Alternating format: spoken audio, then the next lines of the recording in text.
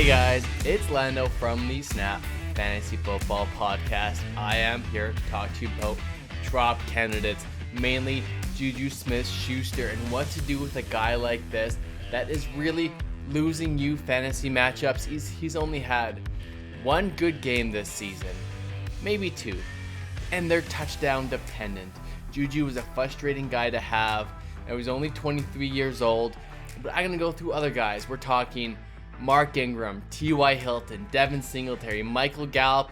I'm going to go through them all, what you should do, what some strategies are if you have these guys on your team, and whether you should relegate them to the waiver wire.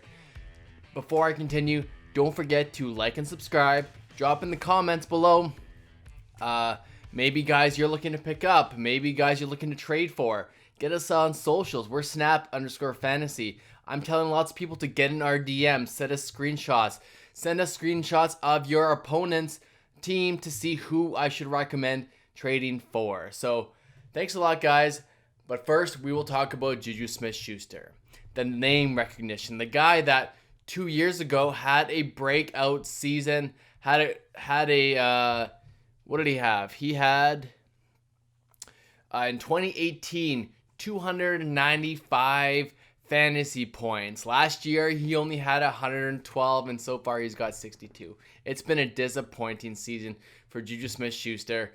Is he a bona fide number one wide receiver? Is he a guy that just isn't taking the game too seriously? He got big too fast, and he's 23, and he just doesn't look motivated out there anymore. And if that's the narrative you're willing to kind of take, Juju should be a sell. You can't drop Juju to the waiver wire, but you could definitely sell him. Put him in there for free. Get a T. Higgins plus a Chris Carson or something like that, and throw in a decent running back and Juju Smith-Schuster, and your opponent's gonna like having Juju on his side. I'm seeing our listeners send us screenshots getting Juju Smith-Schuster, and right now I'm not buying him. I bought him in Dynasty. Last week, and he put up a dud for my team. And now what do? But he's 23 years old. I'm hoping next year that Juju goes to a team, or even maybe gets traded to another team this year. Because if the Steelers do not do anything with Juju, they're just gonna leave or let him go, and they'll get nothing for him. So there's a chance, even at a contender like the Steelers, for them to trade Juju Smith-Schuster away, maybe get an O-lineman, maybe get a defender, and potentially they could at least get a third round pick maybe for him, or fourth round pick, maybe just gonna get a draft pick, but they could get some compensation for Juju, and then he goes to a team like Houston. And if he was in Houston instead of a Brandon Cooks, we'll say, Juju would be right up there with still some of the best dynasty wide receivers. I think just whatever it is in Pittsburgh, that Juju just is relegated to that role of maybe being the number two, where Diontae Johnson, Chase Claypool, these guys are popping off, and he's not the same guy that we thought he was. Now, there's a consider buy low opportunity for him, where you can get him for a throw-in deal. I'm not considering that as of right now. They play Tennessee this week. It should be a good matchup. I'm going to have Juju as a wide receiver 2, maybe 3 this week. So he's still startable on your roster. But more often than not, I'm excited to play against Juju. I'm not excited to play Juju. So it's tough. He has such a big name still that you should still get a good compensation for him. He's probably a popular buy low candidate for a lot of fantasy analysts. But right now, I still need to see some serious yards. He's very touchdown dependent. He's only had his highest yardage is 69 yards. He hasn't had over 85 yards since he's been on the same field as Antonio Brown. That's bananas. That's crazy. So Juju isn't that high yardage guy. He's touchdown dependent. I'd rather have a guy like Diontae and Chase Claypool on that offense right now. Mark Ingram. What do you do with Mark Ingram? He has a mid-ankle sprain. He could be back against Pittsburgh, but that's not a team you're going to want to play Pittsburgh against. The Baltimore Ravens run the ball a ton. Do you just drop Mark Ingram? Potentially J.K. Dobbins is going to get an opportunity finally in Baltimore. but we've seen Gus Edwards get most of the work. Mark Ingram is more of a figurehead in that offense, rather than a productive wide receiver.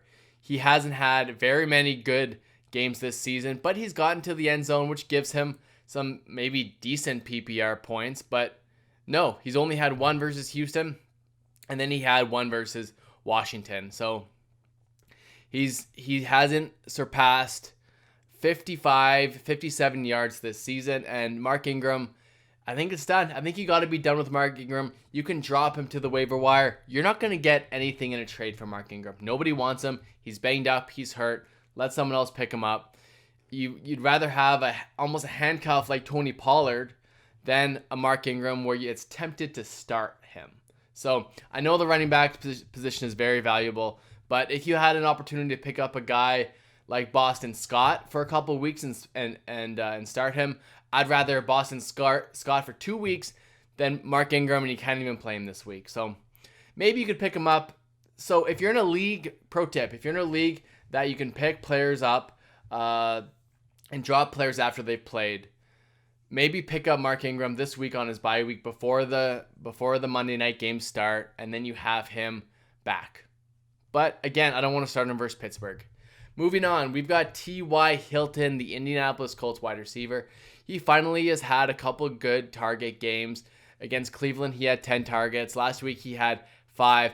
But he only had 1 reception for 11 yards. T.Y. Hilton is dust. He's no good. He's on bye. Just drop T.Y. Hilton. Again, nobody wants T.Y. Hilton. Even in a throw in a trade, I'm not even sure that people are really trying to acquire T.Y. Hilton. If you could trade him, great. The same thing with all these players. They still have name recognition. So yeah, drop T.Y. Let someone else pick him up. Maybe Zach Pascal is a valuable wide receiver in that offense. Next, we have Devin Singletary, a guy that I liked. I traded for. But man, he looked bad. Now, they played the Jets this week. I'm going to have Devin Singletary as a fringe running back 2 this week just because of the matchup. But then they play New England, and that's just not a good matchup. We've seen Zach Moss get in there a lot. They want to use Zach Moss a lot, but Zach Moss didn't look great either. We know the goal line back is Josh Allen. Maybe they're going to rely on Devin Singletary a little bit more.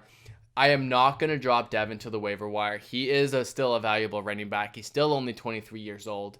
He's just going to be more of a flex position if you're desperate rather than a must start. Now, I want to see more attempts. I want to see the last 2 games, he's only had 11 and 10 attempts. I want to see that go back up to 18 attempts, 18 to 20 attempts, but that might be hard with Zach Moss in the picture.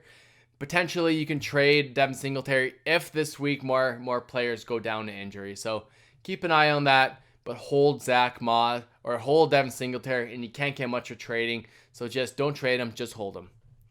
Finally, I'm going to go with the Dallas wide receiver, Michael Gallup. Andy Dalton looked good. The Red Rifle did not look great this past week. Michael Gallup could have had a touchdown, but he did not. He dropped it in the end zone.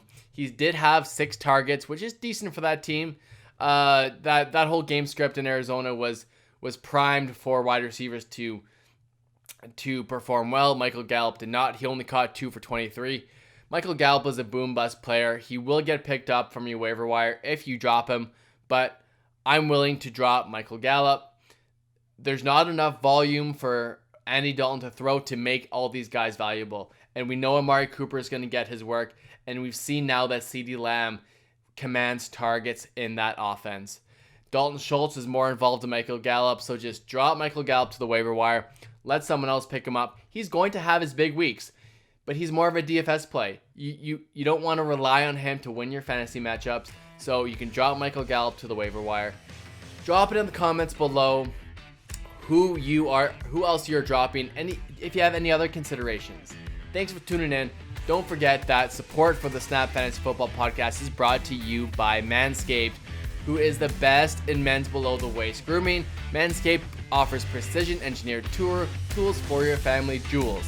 If you want 20% off plus free shipping, use SNAP20 promo code. That is SNAP20 promo code for 20% off plus free shipping. Thanks a lot, guys, and we will see you next time.